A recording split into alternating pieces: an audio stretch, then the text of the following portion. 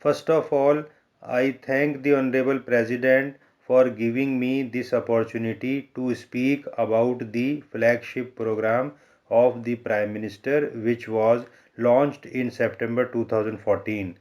Let me start by first of all dispelling some manufacturing units about Make in India. It is not a scheme. It is not a scheme which gets launched somewhere. It is not a program for pushing certain kind of sectors. It is an initiative. It is an initiative which was launched in September so that the approach that we take towards manufacturing in this country goes through new processes, goes through a new mindset, and new areas are brought into it. Therefore, when we launched Make in India in September 2014, it was with an intention of underlying the fact that manufacturing has to be revived in this country. All of you will be fairly aware that after the second 5 year plan, there has not been any specific emphasis given for manufacturing in this country for whatever reasons, and therefore to revive this interest in manufacturing, Make in India was brought in as an initiative which will bring in new processes, new mindsets, and also open up new areas or sectors for interest in manufacturing. Now, when we say manufacturing and emphasize on manufacturing, why is it that we want to do just for manufacturing and not talk about the other two sectors which are equally important in this country, which are agriculture and the services sector? As a backdrop, I would like to mention here that agriculture is known in this country as employing the highest number of people. It has nearly, even by today's standard, more than 60% of our employment being generated there. As a result, you have a great deal of underemployment in agriculture.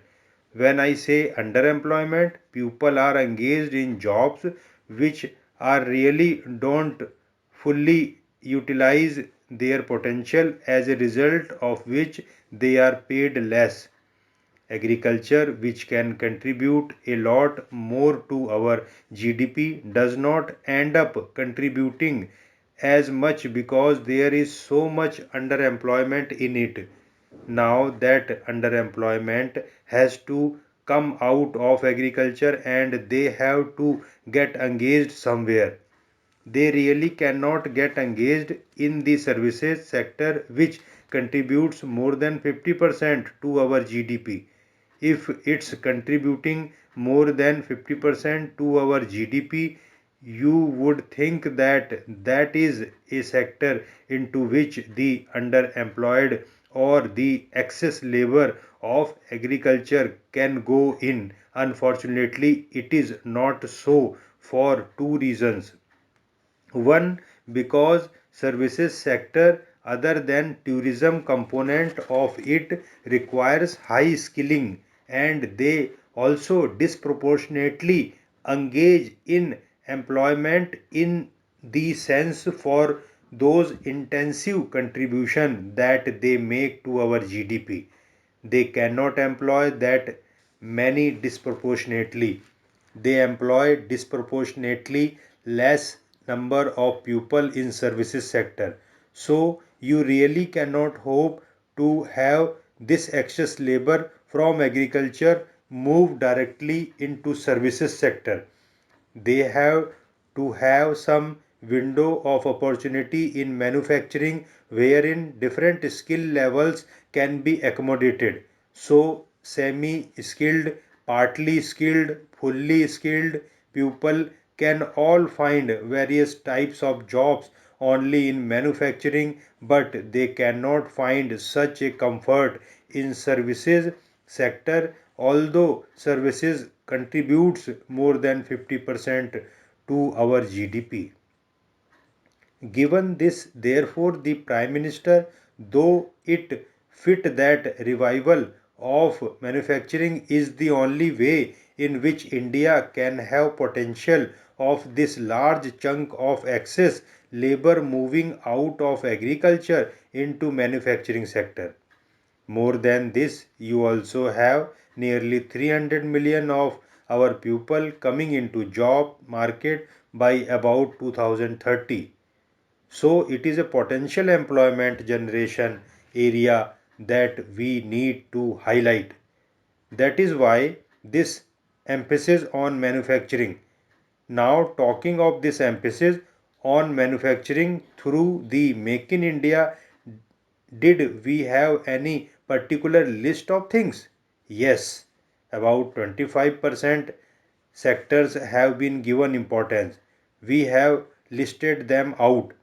These are the sectors on which we are focusing in order that Make in India with those sectors references will push forward in order to have greater investment brought in order to have greater technology brought in, and therefore create more jobs.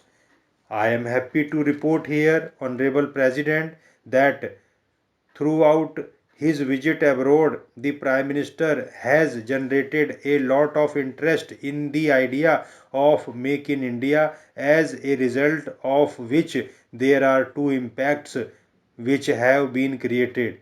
One impact is the increasing flow of FDI into the country. I have repeatedly said in the last few public addresses that I have had the opportunity to have nearly 38% increase has taken place in the last 1 year of FDIs coming into this country.